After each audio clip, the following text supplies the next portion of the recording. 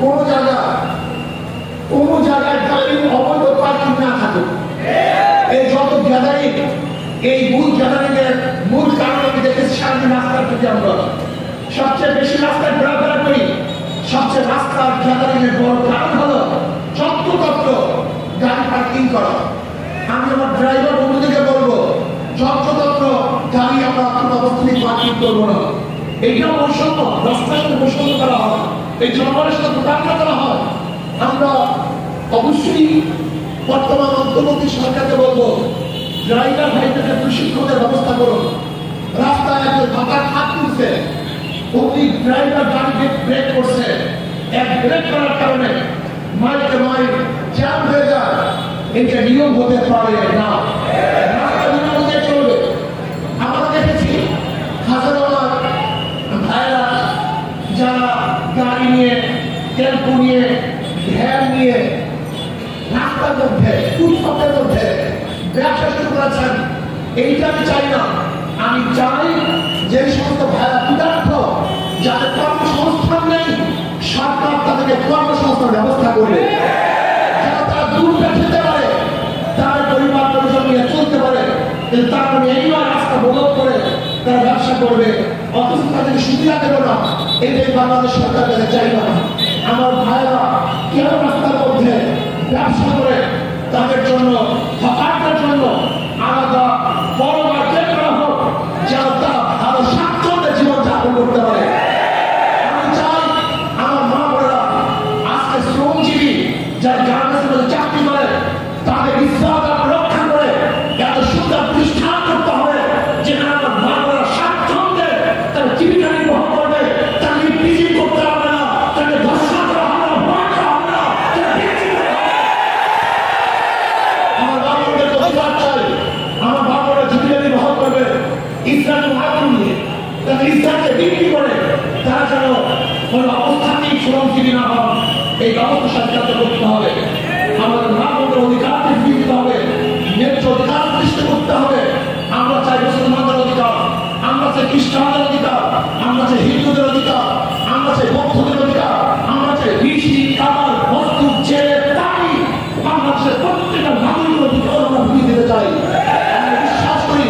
আমি বিশ্বাস করি এই প্রত্যেকটা নাগরিকের অধিকার ফিরিয়ে দিতে পারে ইসলাম। ইসলামের বাইরে কোন ভিন্ন আদর্শ প্রত্যেক মানুষের অধিকারকে ফিরিয়ে দিতে পারে না। আল্লাহ রাব্বুল আলামিন কালামে পাক বলে ফরমান, ওমা আরসালনাকা ইল্লা রাহমাতাল লিল আলামিন। নবী আলাইহিস সালাতু ওয়াস সালাম রাব্বুল আলামিন গোটা আলমের জন্য, গোটা দুনিয়ার জন্য, গোটা মাখলুকাতের জন্য, গোটা মানবতার জন্য, গোটা জানোয়ারের জন্য, গোটা গাছপালার জন্য, গোটা সূর্য চন্দ্র এমনকি মাটির জন্য আল্লাহ রাব্বুল আলামিন আমার নবীকে রহমত হিসেবে প্রেরণ করেছেন। কারণ সরদার দো আলম আলাইহিস সালাতু ওয়াস সালামের নীতি আদর্শ অনুযায়ী যদি দেশ চলে তাহলে বৈষম্য দূর হয়ে যাবে, প্রত্যেকটা মানুষের অধিকার প্রতিষ্ঠিত হবে, মানুষ শান্তিতে জীবন যাপন করতে পারবে, যেখানে থাকবে না খুন, যেখানে থাকবে না গুম, যেখানে থাকবে না ধর্ষণ, যেখানে থাকবে না ইফতিজিং, যেখানে থাকবে না জুলুম, যেখানে থাকবে অত্যাচার, অবিচার, যেখানে ন্যায় প্রতিষ্ঠিত হবে, প্রত্যেকটা মানুষের অধিকার ফিরে হবে। এই নীতি আদর্শ ইসলাম, ইসলামের বাহির কোন নীতি আদর্শ মানুষকে মুক্তি দিতে পারে না।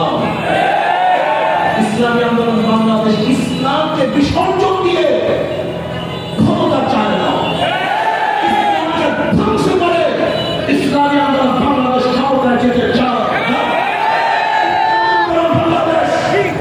ইসলামী আন্দোলন বাংলাদেশ ইসলামকে রক্ষা করে নিজের বাংলার মধ্যে মগ্ন হয়ে মানুষকে তৈরি করে তার ইসলামী আন্দোলন বাংলাদেশ ক্ষমতায় যেতে চায়।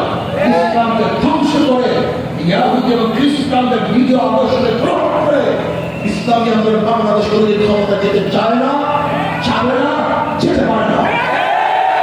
আর ইসলামকে যারা পছন্দ করেন, নবীর আদর্শকে যারা পছন্দ করেন, আমি বলবো আসুন ইসলামী আন্দোলন বাংলাদেশ এমন এক সংগঠন, নবী আলাইহিস সালাতু ওয়াস সালামের 23 বছরের জিন্দেগি অনুকরণ করে যে সংগঠন চলে, সেই সংগঠনের নাম ইসলামী আন্দোলন। ইসলামী আন্দোলন সাহাবাদের অনুসরণ, ইসলামী আন্দোলন সাহাবাদের অনুসরণ, সাহাবায়ে রিদওয়ানুল্লাহি তাআলা আলাইহিম আজমাইন যে আমলে নিজেকে করেছেন এবং দেশ করেছেন ইসলামী আন্দোলন বাংলাদেশ সাহাবায়ে কেরাম রিদওয়ানুল্লাহি তাআলা আলাইহিম আজমাইনকে অনুসরণ করে নিজেকে করার ভিত্তিতে দেশকে করতে চান। আসুন এখন থেকে দাওয়াতি কাজ শুরু করুন। ঘরে দাওয়াত দেন, ওলামায়ে কেরাম সতর্ক থাকেন, ওলামায়ে কেরাম সতর্ক থাকেন। ওলামাদের উপরে বহু আঘাত আসতেছে, সংঘাত আসতেছে। ওলামায়ে কেরাম ঈমানকে বিক্রি করবেন না, ঈমানকে ধ্বংস করবেন না। আমাদের আকাবের আসহাবরা সেই গীত আদর্শ অনুযায়ী নিজেকে চালিয়েছেন। সেই গীত আদর্শকে সামান্য ক্ষমতার কারণে, সামান্য স্বার্থের কারণে ভুলুন্ঠিত করবেন না। ওয়ালা তালবিসুল হাক্কা বিল বাতিল, কোন অবস্থাতেই হকের সাথে বাতিলকে মিশ্রিত করবেন না। আসুন আমরা সম্মিলিতভাবে ঈমানকে মজবুত করে এবং সম্মিলিতভাবে ঐক্য হয়ে আল্লাহর জমিনে আল্লাহর হুকুমতকে কায়েম